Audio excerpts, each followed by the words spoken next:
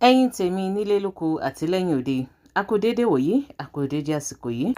Nínú fídíò tí ẹ̀ ń wò yìí, obìnrin tí ẹ̀ ń wò nínú fídíò yìí ni à ń pè ní actress Ṣèyí Ẹdùn. Ẹ̀yin èèyàn wa, ṣé ẹ ti ṣe tán láti gbọ́ nǹkan tí actress Ṣèyí Ẹdùn sọ nínú fídíò yìí? Ǹjẹ́ ẹ ti wá nǹkan fìdílé láti gbọ́ àwọn àṣírí tí ó tú nínú fídíò yìí? Ẹ̀yin èèyàn wa, ẹ farabalẹ̀ kí ẹ máa bá wa ká lọ nínú fídíò yìí.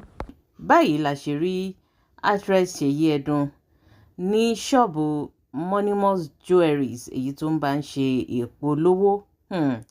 Ó yà ọ̀pọ̀lọpọ̀ àwọn èèyàn lẹ́nu nígbà tí wọ́n rí òṣèré yìí ní ṣọ́ọ̀bù Moneymus. Fún àwa tí a bá mọ ìtumọ̀ nǹkan tí ń ṣẹlẹ̀, a rí wípé lẹ́nu bí ọjọ́ bíi mélòó kan, Moneymus Jewelries àti Lizzy Anjorin wọ́n jọ ń fa gbọ́nmi sí omi ò tó, látàrí wípé Moneymus ó lo ohùn Lizzy kò lo ohùn Lizzy, tó sì jẹ́ wípé ṣe ni Lizzy jáde tó bẹ̀rẹ̀ sí ní rọ òjò ìpèlé orí ìyá Moneymus. Ẹ̀yin èèyàn, ọ̀rọ̀ náà ó lágbára débi wípé gbogbo àwọn ará TikTok àtobìnrin àtọkùnrin àti ọmọdé àti àgbà ò ní wọ́n jáde fún Lizzy o, tí wọ́n sì bẹ̀rẹ̀ sí ní kó fún níwájú àti lẹ́yìn. Wọ́n fà á débi wípé kì í ṣe díẹ̀, títí di bí a ṣe ń sọ ìròyìn yìí wọ́n sì ń fa Lizzy lọ. Ọ̀rọ̀ yìí òun ló wá jẹ́ kí ó ya àwọn èèyàn lẹ́nu nígbà tí wọ́n rí Ṣèyí Ẹdùn ní ṣọ́ọ̀bù Moneymus Jewelries. Tẹ́ ẹ̀ bá tún wá gbàgbé, Ṣèyí Ẹdùn òun ló ṣe chief bridesmaid níbi fídíò wedding Lizzy Anjorin, èyí tí àwọn èèyàn tún ṣẹ̀ lọ rú jáde nígbà tí Lizzy ń pariwo síta wípé ẹni tó bá rí fídíò wedding òun pé wọn kò títì sí òṣèré èyí tó tún ṣerú wedding náà. Eléyìí ló wá jẹ́ kí àwọn èèyàn lọ wú fídíò wedding náà jáde wípé àwọn tiẹ̀ fẹ́ mọ in tó ṣẹlẹ̀ lọ́jọ́ wedding ọ̀hún àti wípé irú àwọn èèyàn wo òun ló wá síbi wedding tí Lizzy Anjorin èyí tó ń pariwo yìí. Ìyàlẹ́nu ló jẹ́ nígbà tí àwọn èèyàn rí fídíò ọ̀hún, ṣe ni wọ́n bẹ̀rẹ̀ sí ní ka iye àwọn èèyàn tó wá síbi wedding tí ó ń sọ yìí. Kódà tá a bá rí ibi tí wọ́n ti ṣe wedding náà, bí àfi bí ẹni wípé níbi basketball field, ibi tó ti ń gbá bọ́ọ̀lù, mọ́ra wọn, bí àbí káṣà pé ní bóyá bí school kan èyí tí wọ́n kàn ṣáà táwọn èèyàn ọmọ kékeré tí lọ ń gbá bọ́ọ̀lù mọ́ra wọn báwọn, tó ti ń ṣe sport.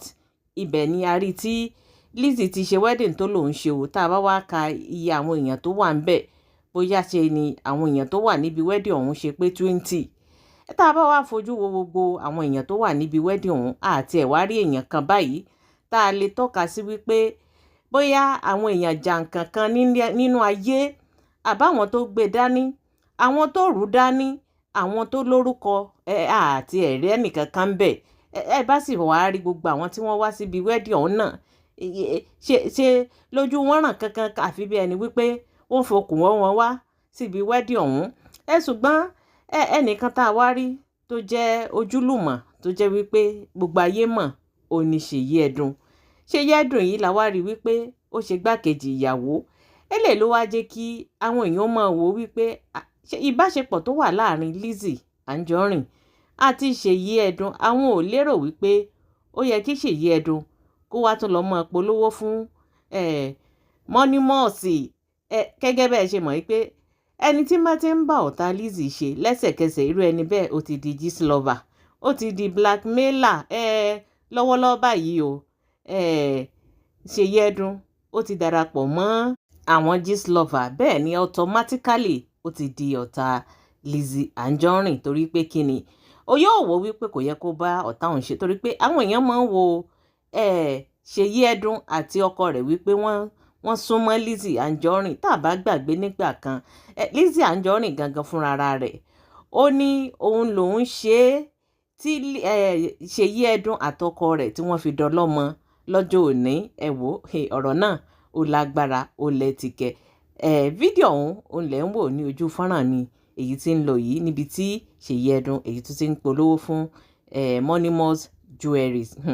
Ẹ̀yin èèyàn, àbẹ́ẹ̀rí, ó ṣeé ṣe kí ọ̀rọ̀ yìí kó lẹ́yìn o. Ó ṣeé ṣe kó jẹ́ wípé ṣe ni wọ́n bẹ̀rẹ̀ sí ní gbé ring light lóríṣiríṣi tí wọ́n mọ̀ gbé jáde lórí ọ̀rọ̀ yìí gẹ́gẹ́ bí ìṣe aráabí mọ̀ kí ni nǹkan tí ẹ̀yin náà rò lórí fídíò èyí tí ẹ̀ ń wò yìí? Gbogbo ìdáhùn yín ẹ fi sí orí comment section. Ẹ jẹ́ ká jọ sọ, ẹ jẹ́ ká jọ bá a ṣe jọ wọ́n ń ṣe àbẹ́ẹ̀rí wípé nǹkan ń bẹ.